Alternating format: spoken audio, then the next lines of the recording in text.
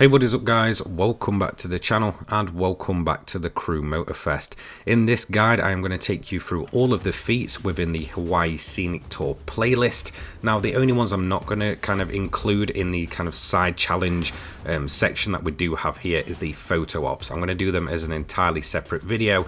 Same when it comes to the challenges, I'll get the base ones out and then we'll do the collectibles as separate playlists each. So let's get straight into it with these feats within the Hawaii Scenic Tour. So first up, let's go through the speed trap ones. Now we have the first of the rainbow feats. It's a target of 136.7 miles per hour, and all you'll need to do is just go ahead and fast travel to it. Straightforward this one, just pick a rather decent top speed car, hit the boost and go through the speed trap, and it will mark it off as long as you hit the target speed of, like I said, 136.7 miles per hour. As you can see, we did a 146 and that's going to mark that one straight off. That's all you need to do. Now next we're going to move straight to another speed trap. This one's at Cana Point, I believe. I'm probably not going to pronounce all these because I don't want to butcher them. Again, much lower top speed, this one 105.6. Decent top speed car, and you should have these ones nice and easy.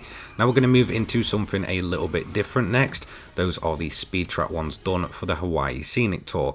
This time we're going to go to Bullseye. Now this is something that I can't really quite remember from the Crew 2. It's essentially a bit like a slalom, but you're going through bullseye targets. This one is going to be in the plane, and all you're going to do is just go ahead, fly through the ring, and it's going to begin. Now you do get more points for hitting the center. As you can see, it will start flashing up green, so we've got 250 points there. You also get a multiplier for each one you do hit, and all I recommend doing is just using extreme mode to get through the tighter sections. It can be a little finicky at first, but once you get a hold of it, it's rather quite simple. So again, just aim for the smaller green section and you will get extra points. This will allow you to tick this event off a lot easier than just flying through the bigger section. Whilst that is easier, I do recommend just getting those additional points. And as you can see, in terms of the actual trail you're taking, it's rather quite a difficult one. At times you'll have to be flying really low towards the sea, and then you've got this big bridge in the way that can really wipe you out at the last second. We go across the line, and once you go across the finish, you will get some extra bonus points. So that is the first bullseye done, and we're going to have another one next, and it's going to be this time I believe straight in a vehicle. So it's going to be a road vehicle for this one. Same exact kind of layout to the aeroplane one, but you're going to be doing it in a vehicle. It's much easier once you're on the four wheels. I honestly think this one's super simple. Just drive side to side, hitting these smaller points for extra points. You may end up with some traffic coming oncoming. I know I did have to restart this one mainly because I got wiped out by a truck, so just be careful as possible. Just do your best, and to be quite honest, you will probably get this one done rather quite easily in comparison to the plain one. So once again, we're just aiming for the small points. It's completely up to you what vehicle you want to use, but I do recommend using, a more road going vehicle. Probably hypercar will work best for this. You do get bonus points for the time that you finish in as well.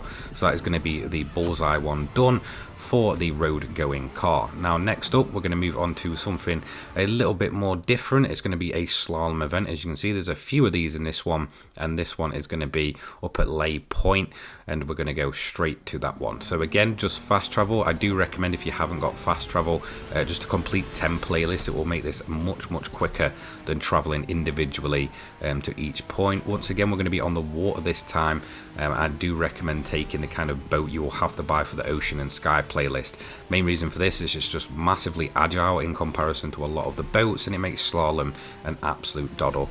Quite a short one, this one. We're going to go across the finish, get the bonus points, and that's going to be it for the objective completed. So we've got over 1,000 points more than we actually needed to. Next up, we're going to move on to another slalom, and once again we're going to be heading back onto, I believe, four wheels for the Motorfest grounds. This one's quite easy. Again, it's just within the usual typical grounds of the Motorfest festival. Again, we're just going to be weaving in and out. This is the sort of more typical slalom one that you'll see in the likes of the Crew and the Crew 2, where it's just, again, a road going car, just slaloming in and out. Again, the closer you do get, I believe you get more points for it, and if you are faster, again, you'll get the bonus for it. This one is quite easy, to be honest. There's no real traffic in the Motorfest grounds. You may see oncoming ghosted cars, but in all honesty, you can just sort of drive through them. So just keep your concentration concentration, go through the slaloms, and it's going to be a nice easy job done for that one. Once again, just use a decent speed car because it is quite a fast slalom task, this one. Now we're going to move into something a little bit different before we go back to the slaloms. We're going to go for an aerobatics. Now this one can be difficult for some people, but in all honesty I find it easier than doing the bullseye one. The main reason for this is it's rather quite straightforward, and the kind of target points are relatively easy to achieve. So all you're going to be doing is just essentially going through these kind of big circles in the way that the game's actually asking you to. Now I'm going to miss plenty of these. I do find the planes more difficult to fly in the Crew Motorfest over the Crew 2, so I'm still kind of adjusting. Again, you don't need to be perfect every time, but you will get bonus points for getting it lighting up green. So if it does light up green and you go through, you're going to get a nice little bonus on top. Now just be careful. As you can see, I made a bit of a mess up at this one. I did manage to kind of bring it back around and, you know, manage to get through the targets. Like I said, it's quite lenient on the points for this one. As long as you're going through them all and you get maybe a couple of straight lining green ones, then in all honesty you should pass this no problem. The main thing you're doing is just aiming for the finish. So we're going to go over the top of the volcano where the car meet is. We're then going to have to head down a little bit more. Again, it just straighten out for this one. You'll get the perfect bonus. As you can see, we're going to take that one there and then head straight through the finish. As you can see, we've already got the points target, so we don't need to worry too much about that one. Now that is the aerobatics done, and we're going to head straight back in to the slalom challenges. Now this one again is going to be in a typical slalom format, and it's going to be in a different region. So this is the Honolulu farm, I believe it's called. I probably completely butchered that, so I do apologize for that one, and we're going to go ahead and get this one started. Again, rather quite a simple one. This time we're doing it on 4 wheels on a more busier road. Just be careful of the traffic. Pretty similar to the bullseye one. You may get the odd bit of traffic, just kind of absolutely hammering it down. The traffic in this game, I've noticed, can be very hit and miss. Sometimes they'll just kind of move over last minute and almost just side swap you, but this is a very short slalom nonetheless. So this one is going to be super simple. You should be able to get this one done in no time. Just choose a decent paced road going car. Then we're going to move on to Rainbow Feats Coconut Resort for our first escape task. Now, what is an escape? If you've never played the Crew games, you're essentially going to trigger it by going through the little circle target, and then you're going to absolutely have to haul ass, you know, as far away as possible from this kind of growing circle, which will eventually catch you no matter what. Now, you used to be able to absolutely blag this in the Crew 2 by just using drag cars. You used to be able to drop from a plane, change to a drag car, and go down, but I'm going to show you the more, I guess, legit and more regular method of achieving this.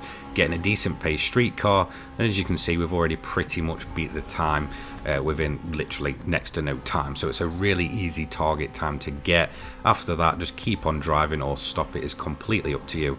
As you can see, I just kept on going all the way up to around about 4,000 plus yards, and that's going to be my escape over and done with. So easily smash the target time on that one. You should find that one super simple, as escapes really aren't that hard if you've got the right type of vehicle for each different terrain.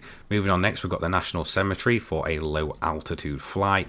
Again, a bit of a different task. What you're going to do is begin it by flying through the big yellow circle and then go as low as possible.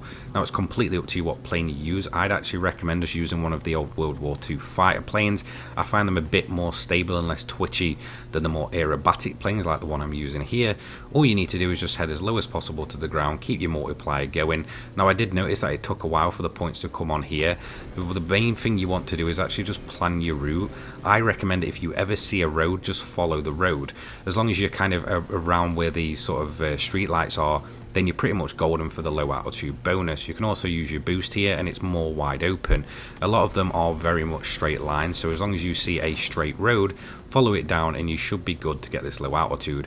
As you can see, I'm just following the highway here. I'm going to go under the bridge just to keep that low altitude bonus, and we're going to fly out towards the airport. This is going to give us plenty enough points in just enough time to get this target done and dusted, and that is going to be the final of the feats. That is a guide for all of them. I'll have my photo opportunities one up next, so feel free to tune into the channel and subscribe so you don't miss that one. Take care guys, peace.